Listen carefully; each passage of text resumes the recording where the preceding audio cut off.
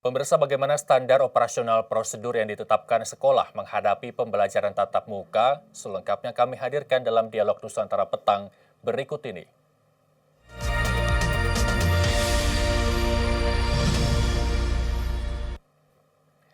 Telah bergabung bersama kami untuk memperbincangkan hal tersebut, Zuni Arpanasution, Kepala Sekolah Kesatuan Meranti yang telah bergabung bersama kami di sambungan Zoom. Selamat petang, Pak Zuni.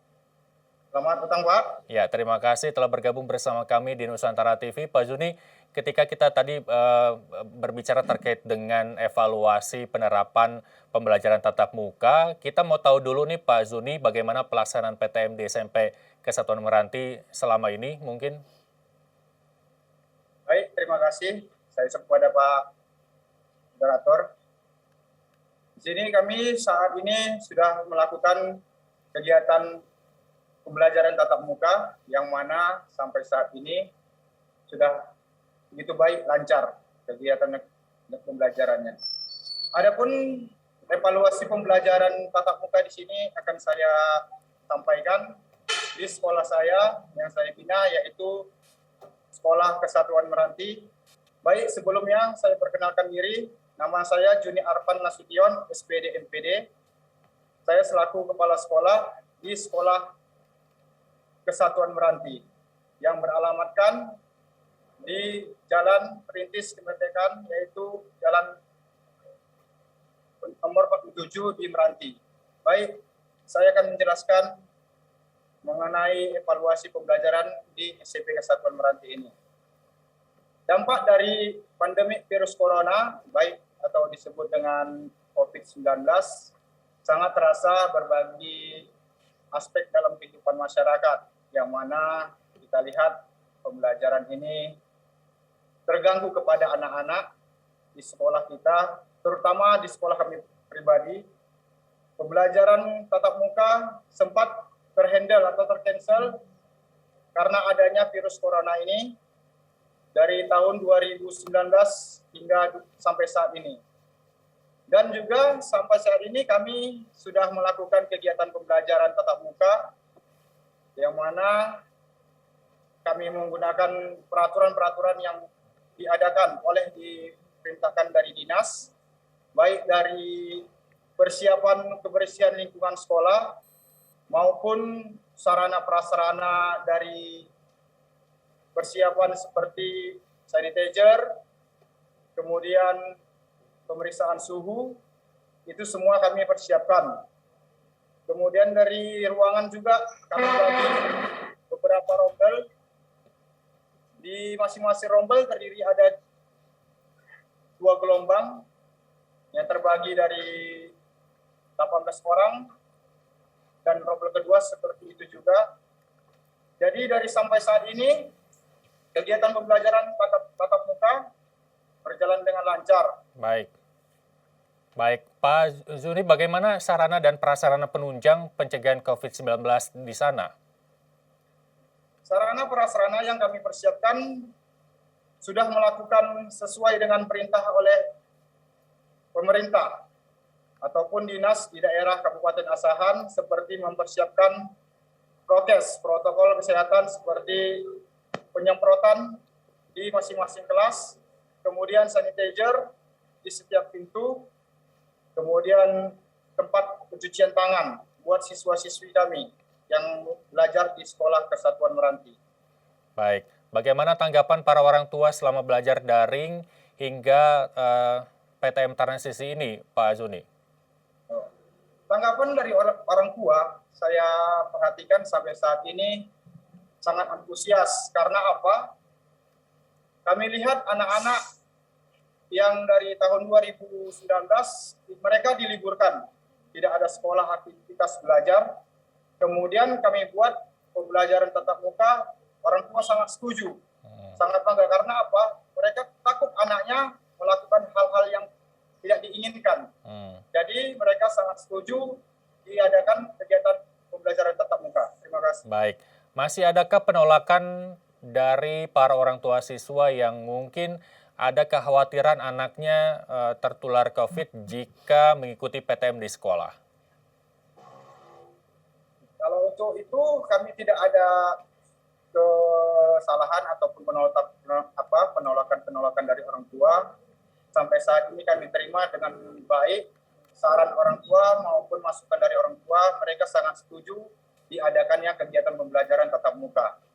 Baik, untuk menjamin keamanan PTM, standar operasional prosedur yang diterapkan sekolah bagaimana, Pak Zuni? Kami melakukan adanya standar untuk melakukan kegiatan sekolah, adanya ataupun SOP sesuai dengan naskah perjanjian kerjasama. Kemudian perjanjian antara kepala sekolah dengan peraturan di Dinas Kabupaten Asahan dan juga fasilitas pelayanan kesehatan sesuai dengan diadakan di Puskesmas Persatuan Meranti ini. Lalu bagaimana meyakinkan para orang tua terkait keamanan PTM, Pak Zuni? Untuk meyakinkan kepada orang tua yang mana siswanya atau anak-anak mereka kembali sekolah seperti biasa walaupun tidak sepenuhnya normal 100%, kami meyakinkan kepada orang tua untuk menjamin diadakannya peraturan prokes yang mana harus melengkapi peraturan tersebut agar mereka tetap melaksanakan kegiatan pembelajaran di sekolah. Baik, terkait capaian vaksinasi, Pak Zuni, baik tenaga pendidik maupun para siswa, apakah sudah mencapai 100% atau belum? Kalau untuk itu Pak, kami di sekolah hampir dibilang mencapai 100% karena apa? Pembelajaran kami di sekolah itu diadakannya sarana prasarana vaksinasi seperti guru wajib melakukan kegiatan belajar harus minimal 50%. Sampai saat ini guru hampir semua kami sudah vaksinasi dan juga begitu siswa-siswi kami baru beberapa hari sudah melakukan vaksinasi. Baik, yang terjadi ketika tahapan PTM ini adalah kasus penularan COVID-19 baik dari tenaga pendidik maupun dari siswanya. Selama ini baik dari uji coba PTM hingga pelaksanaan PTM terbatas ini, apakah ada kasus positif tercatat di SMP tempat Anda memimpin ini, Pak Zuni? Terima kasih. Saya lihat sampai saat ini bersyukur tidak ada gangguan ataupun konflik dari pihak manapun karena kami melakukan pembelajaran tatap muka ini sudah seyogianya diadakan mengikuti persyaratan-persyaratan yang mana dibuat peraturan oleh pemerintah baik pun khusus di daerah kami ini di Kabupaten Asahan. Kami melaksanakan pembelajaran tatap muka ini mengikuti peraturan yang ada. Tinggal kami melengkapi apa yang dipersiapkan ataupun diminta oleh pihak dinas. Jadi untuk anak-anak siswa-siswi kami tetap melaksanakan dengan adanya pembagian gelombang dan juga setelah itu orang tua pun berterima kasih dan kerjasama kepada kami untuk melakukan kegiatan pembelajaran tatap muka ini. Baik, selain kasus positif yang dikhawatirkan terjadi ketika PTM ini digelar, Pak Zuni, kekhawatiran lain adalah timbulnya klaster sekolah. Karena beberapa sekolah di beberapa wilayah di Indonesia ini tercatat menjadi klaster penularan COVID-19 di sekolah. Bagaimana Anda menepis kekhawatiran itu, Pak Zuni? Saya menepis kekhawatiran itu diadakannya dengan perjanjian yang saya buat tadi, yang saya sebutkan, sudah membuat perjanjian antara pihak sekolah dengan orang tua maupun dengan pihak dinas, yang mana kami siapkan sesuai naskah perjanjian kerjasama antara kepala sekolah, kemudian mempersiapkan dengan adanya fasilitator. Jadi seandainya pun ada komplain dari pihak luar, bisa kami buktikan bahwa kami melakukan kegiatan pembelajaran tatap muka ini ada pegangan kami seperti tadi SOP yang kami persiapkan sesuai dari peraturan sekolah kami Itu yang kami terapkan untuk menjaga bagaimana ada tanggapan dari pihak luar atau pihak orang tua yang tidak menerima adanya kegiatan pembelajaran tatap muka ini. Baik, Pak Juni, selain evaluasi PTM, kami mundur sedikit ya ke evaluasi daring. Selama daring ini berlangsung, kurang lebih 1 tahun lebih begitu ya kita melakukan pembelajaran secara online. Apakah ada penyesuaian terkait proses belajar mengajar daring di SMP sana, Pak Zuni? Baik, di sekolah kami ini keterkaitan dari pembelajaran tadi, ya di sekolah kami ini kan ada beberapa unit, termasuk dari unit SMA ataupun SMK. Ya. Jadi yang mana saya selaku kepala sekolah di SMP, di sekolah saya melakukan kegiatan pembelajaran tatap muka ini sampai saat ini tetap dilaksanakan dengan baik, yang mana dari tahun 2020 hari itu sempat kami mengadakan pembelajaran daring yang diperintahkan oleh guru mendatangi ke rumah masing-masing ataupun mengumpulkan di suatu tempat siswa, jadi mereka melakukan perkumpulan pembelajaran di rumah tersebut.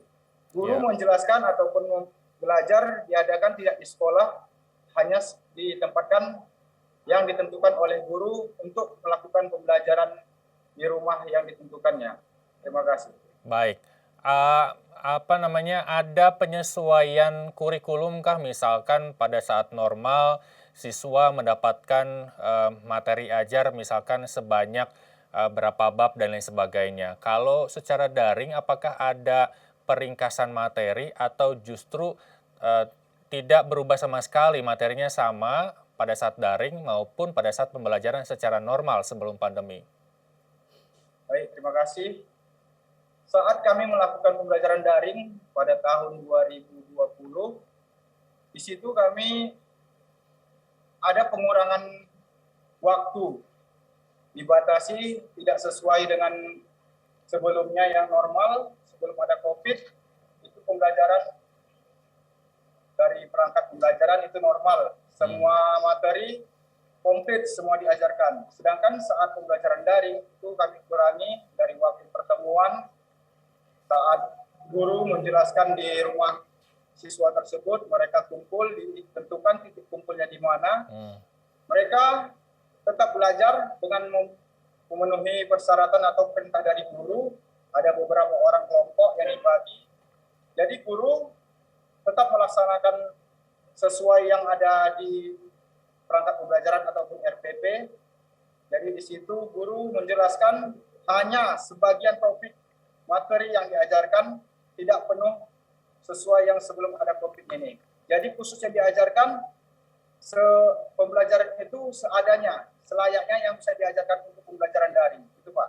Baik, Pak Zuni, pada saat daring kan perlu adanya penyesuaian teknologi yang digunakan, baik itu teknologi untuk bertemu secara online dengan aplikasi-aplikasi yang mungkin kita sudah banyak yang tahu menggunakan Google Meet lah, terus kemudian Zoom dan lain sebagainya. Bagaimana kesiapan tenaga pengajar untuk menggunakan teknologi seperti ini, atau mungkin nanti ada teknologi terbarukan lagi yang mengharuskan tenaga pendidik menyesuaikan teknik ajar mereka pada kondisi pandemi saat ini, yaitu digital, Pak Zuni. Bagaimana?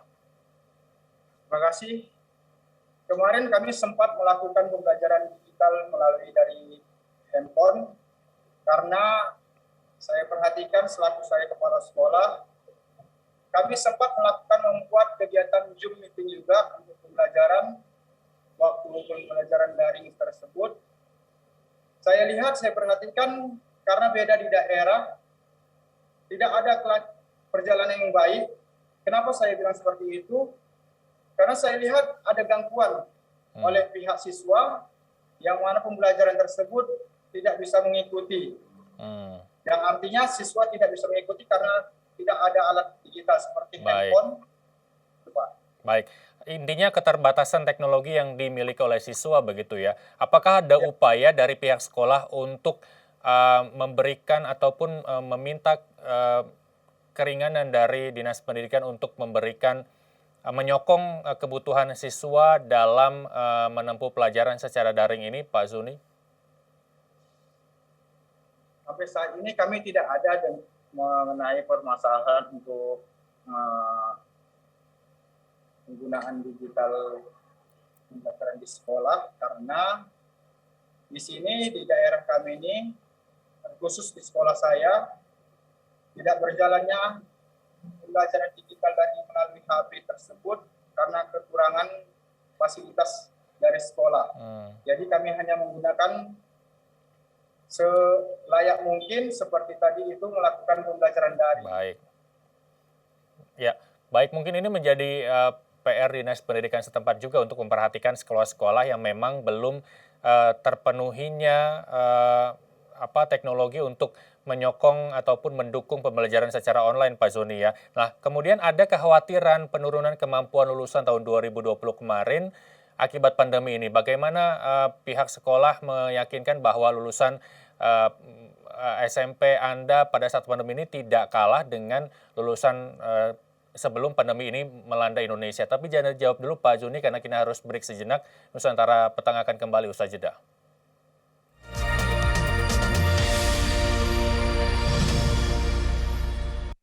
Terima kasih Anda masih bersama kami di Dialog Nusantara Petang, masih bersama Pak Zuni. Pak Zuni masih bersama kami.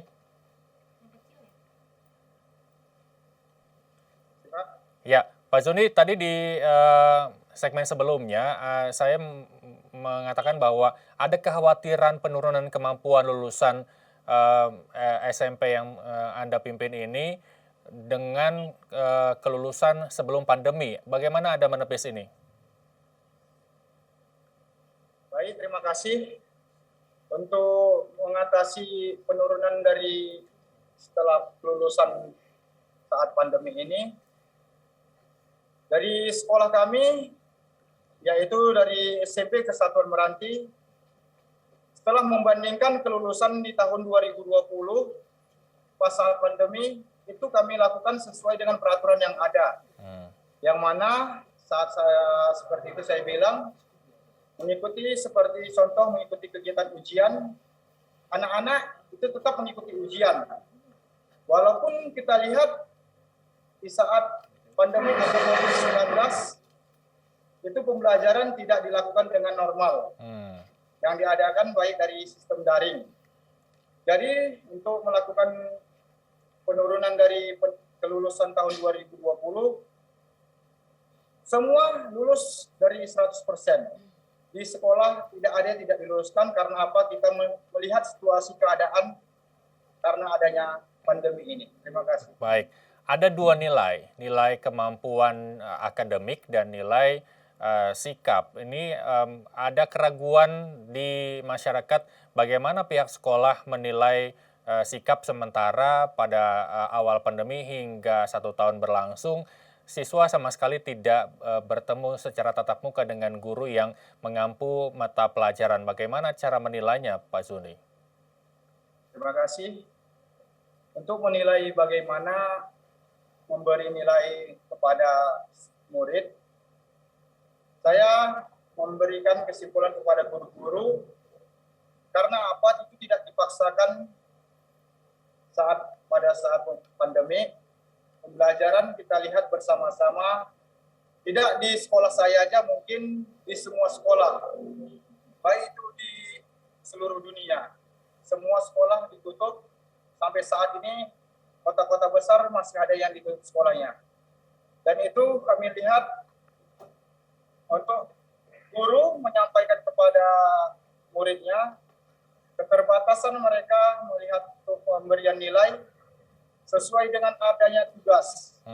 Guru memberikan tugas kepada murid dengan mereka datang ke sekolah membagi kelompok. Seperti tadi dikelompokkan masing-masing kelas. Ya. Misalnya satu kelas itu ada 20 orang dibagi 4 rombel. Satu kelompok ada 4 orang, jadi ada 4 kelompok. Satu mewakili mengambil kepada guru tugas yang diberikan itu, kemudian di-share kepada teman-temannya ataupun datang kumpul di tempat yang ditentukan oleh kelompok tersebut. Disitulah mereka mengumpulkan tugas ataupun mengerjakan tugas kemudian diberi beberapa hari, 2 atau 3 hari, tugas itu dikumpulkan kembali kepada wali kelas ataupun guru tersebut yang bersangkutan materi pembelajarannya masing-masing.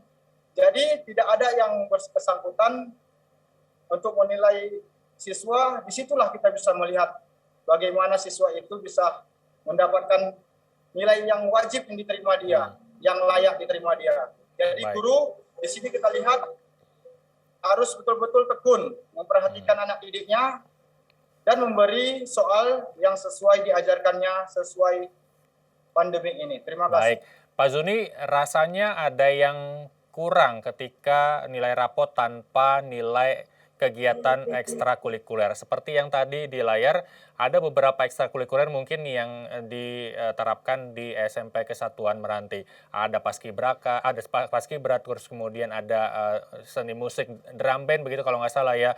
Nah, bagaimana sekolah ini menyiasati ekstrakurikuler yang harus berkontak fisik selama pandemi? Sayang sekali kontak fisiknya berkurang tentunya. Bagaimana? Baik, terima kasih. Saat ini itu sangat betul sekali.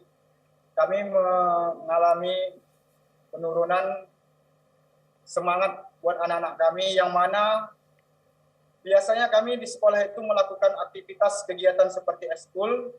Itu buat siswa-siswi kami sangat menonjol, Pak. Boleh kita perlihatkan seperti yang diterapkan atau ditampilkan di layar. Iya. Siswa-siswi saya di SMP Kesatuan Meranti masing-masing mengikuti kegiatan ekskul. Mereka antusias untuk mengikuti kegiatan tersebut. Tapi saat pandemi kemarin, dari tahun 2019 hingga 2020, mereka itu vakum untuk melakukan ekskul. Bukan pun vakum, tutup, tidak ada melaksanakan tugas ataupun kegiatan ekskul. Jadi mereka sebagian ada melaporkan kepada wali kelasnya, mereka komplain.